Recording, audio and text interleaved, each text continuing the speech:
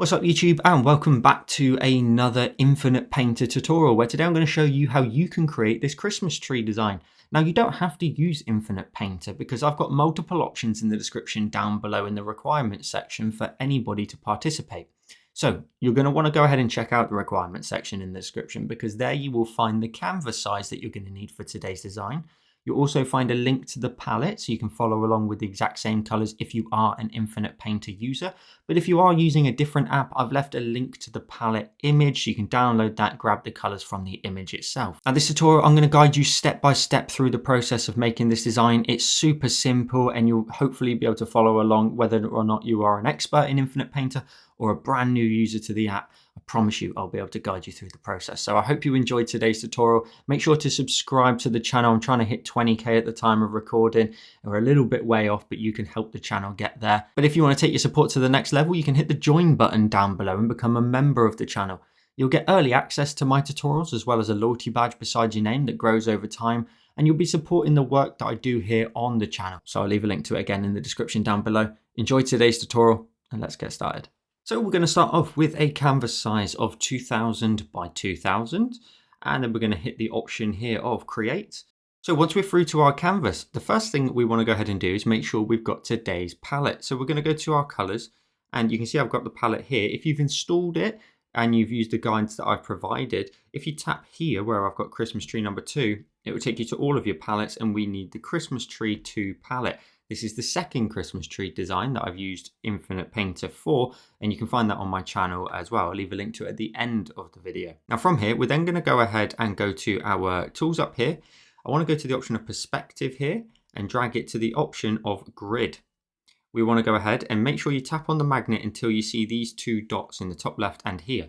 Just drag this into the bottom right corner as best you can into the very bottom right. Then go ahead and let's go to our brush. Let's go to calligraphy and the monoline brush. And you want to set your size just to something around about 20. It's not in particular sort of a specific size that you need. We're then going to go to our colors and grab the first color in the palette, top left of the palette, this nice dark tone. We're going to go to our tools again. We're going to go to shapes and circle. And then finding the center there of your grid, you can go ahead and drag out from that point and you can see it snaps. Now we can go ahead and let it snap to the very edge, that's perfectly fine, but you can scale it in anyway. But it's just making sure you're nice and central. And just bring that into the center a bit so you've got a nice even frame around the outside. And then you can tap here on the circle tool. You can then also go ahead and tap on the grid as well because we don't need that anymore, we'll tap on that. Then what we'll do is we'll go to our create tools, we'll go to the option of tools and fill. We'll tap on it. It should still be the same color, top left. If it's not, just tap on here. Go to the top left, and then on the outer edge here, tap and drag to the right. What we do is when we drag to the right, we're trying to get rid of this fuzzy line. So if I tap and drag to the right again, it will get rid of it. It basically fills it in a little bit more. You increase the tolerance of the fill and hit the tick when you're done.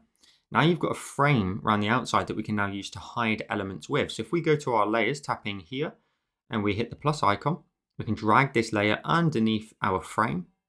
We can then go to our brush. We can still use the monoline brush. The only thing I want to make sure we do is if we tap on the settings, I just want to make sure that we've got a nice amount of smoothing. You can use the smooth tool here just to get some nice sort of smooth lines, no jitters and bumps.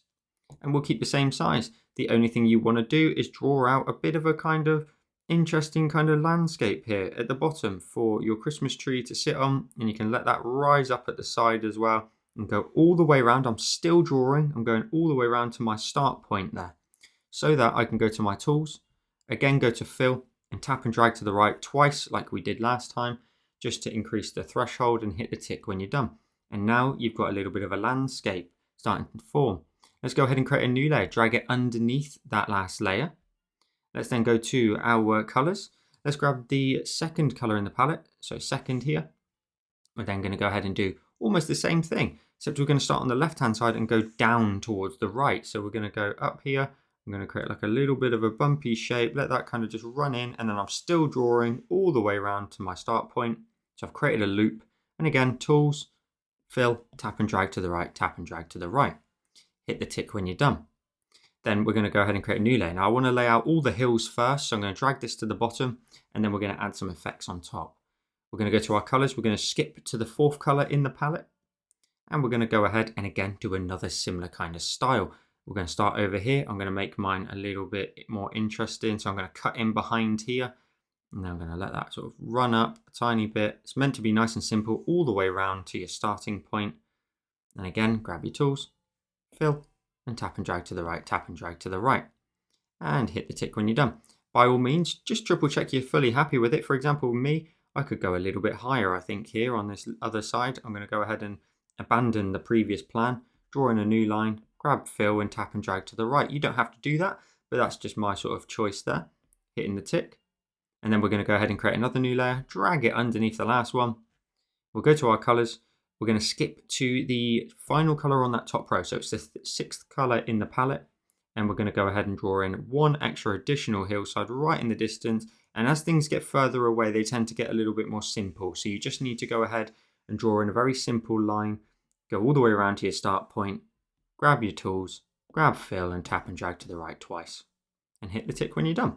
Now you've got a landscape making its way backwards.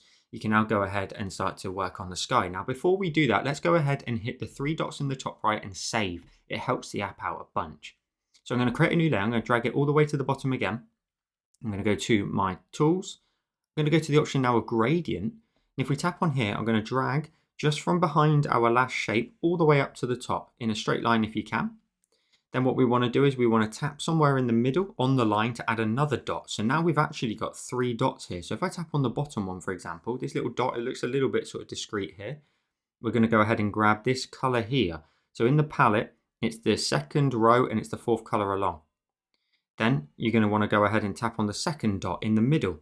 Tap on that, grab the second to last color here, and then go ahead and tap on the top dot and go to this far right color as well.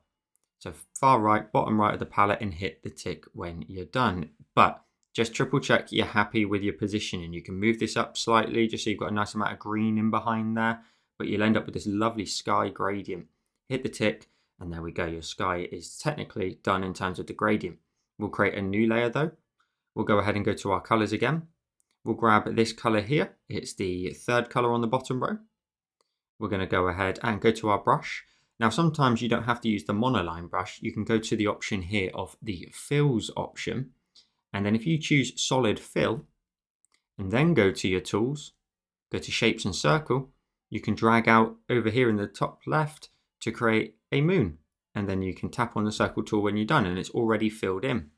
And if we tap on this and we duplicate it, we tap on the top one, we change the blend mode here. So it says normal. If you tap on it, you get loads more options.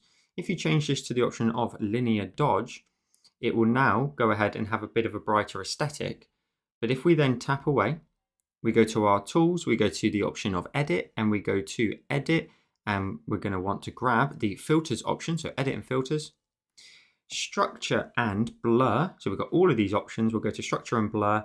Now by default it's 50%. You can drag this up to create a really awesome glow for your moon. Now, I know that some people struggle with this in terms of their device just doesn't give you any more blur after a certain point. That's perfectly fine. If you're having that issue, you can go ahead and just do 30% and repeat the steps. Edit, filters, and then blur again. For me, I'm going to just go for a bit of a blur like this. So I'm going to go up to about 90% and hit the tick when I'm done. I'm then going to go ahead and go to my brush. Let's go to the option of calligraphy. We'll grab the monoline brush. And we will set the size to something very small to start with. So let's go down to around about 3. And we can go ahead and add in some stars in our sky. I'm going to keep it on the same layer. It's perfectly fine. I'm just going to tap away and make sure you tap. You don't want to drag. Now these ones are very, very tiny. I always like to have 3 sizes for my stars. I like to have really small, medium and large, of course. So I'll remember the number 3. I'll go up to say a 9, almost 10. And that's a fairly large size, I would still say. We don't necessarily want to do too many of these ones, but I love to fill out the sky with that variation of all of those. So I'm not going to do too many of these because I really want a medium size in here. Now bear in mind our tree is going to be in the middle. You don't want to do too much in there. So don't worry about that too much. I'm going to bring it down. So I've gone to a maximum of 9 and I'm going to go to around about a 5 or 6 there to create my medium size, and that is perfect. And we're just tapping. If you tap and drag, it's a brush, so it's just going to create a line. So just factor that in and really try and factor in some small ones in there. Maybe the 3 that I created was a little bit too small, so you could maybe go a little bit larger than that, and just have fun filling out your sky with some lovely stars. I love filling out a sky with stars. It looks great, especially if you start to sort of cluster them together in a way with all the different varying sizes. It looks great. Filling that out, and then I'm going to go slightly smaller again. I'll go down to around about that 3.4. They're very, very tiny, but I think they look awesome. And if you do enough of the very tiny ones, they actually look a little bit more visible. We can see them because we're purposely trying to make sure there's a good amount of volume of all of these little tiny stars in here. So it's just something you can always come back to towards the end, but roughly you want something like this. We're then going to go ahead and create a new layer. We're going to go ahead and continue with the same color for a minute. We're going to go to our brush. We're going to go ahead and grab a brush that is a sprayers. And we're going to grab the Sandblaster brush here. So sprayers, Sandblaster. Let's check the size on that one. And I think a size around about 100, that kind of mark will look fine. You then want to go to the layer, tap on it, and change the blend mode to overlay. So we're going to tap here. We're going to change it from normal to overlay.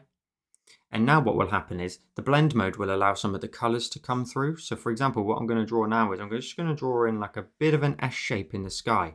Now perhaps you might want to go to the brush settings here and set smoothing up a little bit as well. So you get a nice smooth little line there. So I've just dragged it up to about 48 and just created a little bit of an S shape.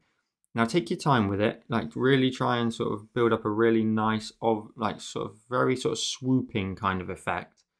Then go to your brush, set it a bit smaller this time, maybe around about half the size, and draw one that's slightly parallel to it as well. So you end up with this kind of effect running through the sky.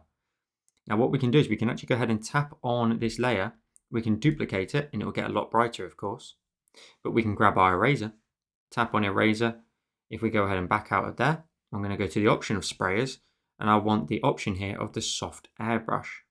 So what we're going to do now is, with a fairly large size, let's go to around about 250. I'm going to fade out the ends of this additional one that we made that was a little bit brighter. That way, on the ends of our little trails here, they start to fade out again, but they can be nice and bright in the middle. Now you can go ahead and just tinker with these as much as you want. You can even bring the opacity down on either one of them. You can rename the layer. That's not what we want to do, but you can tap on the layer, you can bring that down. You can just mess around with the opacity. It just makes it a little bit more faint. So I've brought my bottom one down there to 50%, and that should do the trick for now. Now, we're done with the background area. I'm going to go ahead and go through the layers quickly and add some effects. So this layer here at the back, we want to tap on it, and we want to lock it, meaning we can't paint outside of what's already on that layer now. So it can only stay within that shape. Now, by the way, of course, let's go to the 3 dots and hit save. And then we're going to go to our colors. We want to grab this color here. It's the first color on the second row. I want to go back to my brush, and I want to make sure again it's set to sprayers and the soft airbrush. The size wants to be, let's see what that looks like. That's about right. So again, 259 roughly. And the opacity and flow I've got set to 64. Softness is set to 100. That's just so I can be in a bit more control. And then towards the bottom area down here, you can see if I sort of paint this in, we end up with a brighter glow towards the bottom of that piece of land. Let's repeat that going forward. So we go to this layer now. We tap on it, we lock it. We go to our colors and switch it out to the correct one, which will be this one here. It's the option here of that is the 5th color on that top row. And you may need to set your brush slightly larger as we get closer. So about 300 is a bit more comfortable for me. And then just at the bottom of that landscape, just a little bit of a glow coming in from the valley. It just makes it look a little bit more magical, to be honest. So a little something like this. Then we go to the layer above. We tap on that. We lock it. So it's this hill now. We go to our colors. We grab the 3rd color in the palette. Brush probably wants to get a little bit larger. As the shapes get larger, you tend to want to do that. So about 400, 500 now. And at the bottom down here, nice soft blend of the color, like so. And now at the top, we can go ahead and start working on our tree. Now we're only going to draw it once on one side and then use the symmetry tool so that we only have to draw it the one time. So I'm going to go ahead and underneath my frame, take a look at my layers. I'm going to create a new layer. I'm going to go ahead then and go to my tools. I'm going to go ahead and grab the option here of symmetry and vertical. And by default, it drops it perfectly in the center And all you want to do then is hit this lock icon, which then locks that in place. You can't move it accidentally. Then we're going to go to our colors and we're going to grab the first color in the palette. We're going to go to our brush. I'm going to go to calligraphy and I'm going to use the soft taper brush. I love this brush at the minute. If we tap on it and we go to its settings just to triple check, there's a little bit of smoothing. I've set the smoothing to 50% there, and then I'll back out of there. So the size can sort of stay quite small for a minute. The size is set to 20. The first thing I want to do is draw in a central column for the tree. Now if I start just down here a little bit wider and then draw up, hold my pen down, I'll get a nice straight line. And now I can determine the very tip of the tree. And I want that to sit roughly towards the top edge of my moon there. So I'm going to bring it a little bit further down because we do want to introduce a star. So something like that. Then just simply tap away. Then fill in the middle like so. And then you're good to go. So you've got your central column, you've got your tree trunk, and you can go ahead and just slightly flare that out at the bottom like I am, just to make it a little bit wider. Then you can do this on a separate layer or you can keep it exactly the same. I'm going to put it on a separate layer for all of the branches that we're going to create. And all you need to do on this new layer is just start flicking the brush out. Now, if you don't have pressure sensitivity, this may look slightly different. As I'm letting go, I'm making sure that the end of the brush is a little bit lighter with pressure. If you don't have pressure sensitivity, yours just may look slightly different, and that's perfectly fine. All you want to do is start drawing in the sort of skirt area here at the bottom of your Christmas tree, and just keep layering them on. They'll look great. They'll really build up. And obviously bear in mind that you want the bottom to be the kind of widest point. So you want to just bring them down a little bit like so. And you kind of want to do it in tiers, making your way up, but you don't have to sort of stick to that heavily. You know, by all means, just keep drawing out. And notice how these last ones, they don't have to attach to the tree trunk. I'm just running out branches from that central point and just widening it up. The only thing I'm trying to sort of factor in as I go is just making sure that the actual tree is getting a little bit more narrow towards the very top edge. You don't have to have the gaps, remember. So you can get in there and put a few little sort of small ones in there in the gaps just to make sure that the tree itself doesn't have this kind of tiered effect. But that's totally up to you. And we're going to keep going. Now, as you start to do this, you're going to start adding in a lot of brush strokes. So it's really important that you start to also remember, should I save my progress at this point, just to make sure that the app is, we're doing all we can to make sure it's nice and stable. So we'll hit save in the top right. And again, as you get towards the very top, sometimes it's easier just to skip to the very top itself and then make your way down from there, because then you've got your most narrow point. And I will always jump between them. I'll start at the top, I'll make my way down, and then I'll start at the bottom and I'll meet it in the middle. It's a lot easier like that from time to time, to be honest, just to jump around. You'll find what's more comfortable for you though, so make sure you do exactly that. And while I got you, make sure to subscribe to the channel for weekly, well, I try my best to do weekly here on the second channel. The support of my members really helped me out to actually sort of progress the channel. But at the minute, it's looking like it's bi-weekly. But hopefully in the new year, we might be able to move into some weekly content. It's just this time of year is so busy with all the channels that I've got. I've got a weekly podcast, that's the Sketchwave here on YouTube.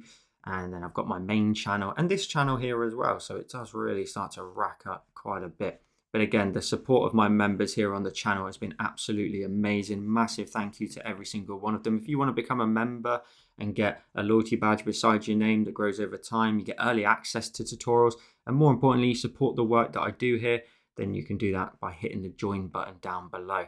It's awesome and it's great to see the support on the channel. So I've gone top to bottom. I've got a nice sort of gradient. You can kind of see that line almost there. The only thing I'm now looking for is where can I just maybe fill in some gaps just to make it a little bit more solid, and is there any really teeny tiny gaps that just look a little bit messy almost. So I'm just getting in there, filling in any tiny little gaps that I can see, and I've got my Christmas tree. Very happy with that. Let's then go ahead and create a new layer here just in front of our tree. Let's go to our colors and grab the third color on that bottom row. We're going to go to our brush. We're going to go back to the option of the monoline brush. And then we're going to tap away. Now it's still using the symmetry option, which is kind of ideal really, because we can draw in a star up here, and stars can be a little bit tricky, so take your time with them. So with a brush size of 4.9, we're going to go ahead and drawing a tree star at the very top. So I'm going to draw in a straight line from the top up here. So once you've drawn an arrow, there's a bit of a trick you can do. You can go to the layer and duplicate it. You can go to your create tools and go to edit and basic transform. And then you can rotate it and create sort of one side first, and then go ahead and try to then duplicate it and stick it on the other side. So sort of position that, hit the tick when you're done, tap on that, duplicate it as well, grab your tools, edit, basic transform, and then rotate that one. And just see what you come up with, because again, stars are very tricky to do. And by the way, this is not going to be the first time that I've drawn this in this video. This will be second, third, fourth, maybe fifth, because I find them a little bit tricky myself. So I'm going to connect those two together and hit the tick. I'm then just going to tap on one and merge it down. So that right side now is just on one layer. Then tap on that. I can go to duplicate, edit, go to basic transform, and you can just rotate it around them, stick it on this side, see what you come up with. And because you've got free roam now with the layers, for example, I can see it's leaning off to the side, and that's fine. I can hit the tick and then grab my first original triangle and then go to edit and basic transform and just rotate it before rotating the whole thing. That star looks really good. But now if I go ahead and tap on all of them and merge, tap and merge, so all of the star is on one layer, I go to the option of edit, basic transform. I can rotate that back and make sure that the star's sitting nice at the top. Now it's actually very, very large at the minute. We're going to scale it down in size. So we're just going to grab one of the nodes, scale it down in size, and then keep zooming out just to triple check the scale of it. That looks about right. Now hit the tick when I'm done. So you can do it like that, but if you're a wizard, you can go ahead and just draw it in perfectly first time, and then just fill it in if you need to, like I am. We just want to make sure it's nice and full, so I'm just making sure that the edge is nice and solid, so I can go to edit, fill, tap and drag to the right twice, and hit the tick when I'm done. Now I've got my little star at the very top, so it's a lot of effort just for a star, I know. We'll tap on that layer. We will duplicate it. The top one out of the two of the stars, go to your blend mode and change it to linear dodge. It will go white. But again, we're going to go to our edit tools. We're going to go to the option of edit and filters, structure and blur down here in the bottom left for me, and then drag that out, creating a nice little glow. Now you only want it to be subtle, so you can do it multiple times. You can just take your time and build up a glow, but hit the tick when you're done, around about 65% there. Then where you've got your tree here, first of all, we want to tap on that. We want to merge it down so that all of the tree is on one layer now. If we create a new layer, we tap on it and we clip it to our tree, what happens now is we can only draw on this layer, and what we draw on that layer will only show if it shows on top of the tree. So if I go to my colors now and I grab the color here, it's the second color on that bottom row. I go to my brush, we're going to go back to the soft taper, and we've still got the symmetry tool in play. If I go ahead now and just create some little flicks along some of those branches, not necessarily following suit. I don't have to make sure that they follow suit in terms of following the actual branch line.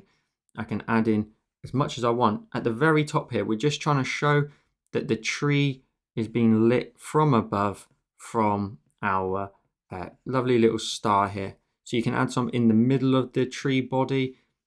Over on the edges will look fantastic. Right on the very ends, it will make it look nice and bright. And you don't want to come all the way down the tree. You want to get to a certain point and say, right, that's enough now. We can leave the tree. So it doesn't need to be fully lit. So I'm not adding in tons and tons and tons all the way down, because eventually the light would just kind of fade off. So it's more on the ends really, because it sticks out a little bit more, that you can then try and add in some lighting coming from the top there. And that's exactly what we want.